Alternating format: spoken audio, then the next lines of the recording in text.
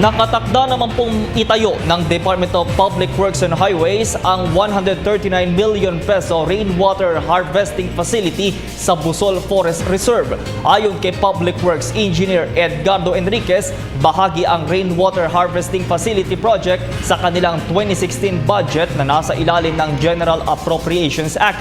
Ito ay maipapatupad sa pakikipagtulungan sa lokal na pamahalaan ng Baguio at Baguio Water District. Batay sa kanilang proposed 255 calendar project, binubuo ito ng Rainwater Harvest Facility 1 and 2 na siyang bahagi din ng government's Climate Change Adaptation Program at water conservation upang hindi agad maubos ang supply ng fresh water dahil na din sa nangyayaring polusyon sa tubig.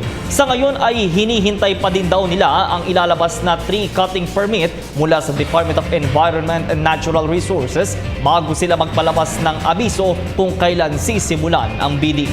Hi, ako po si Aljo Bendijo. Subscribe na sa PTV YouTube channel. I-click lang ang subscribe button.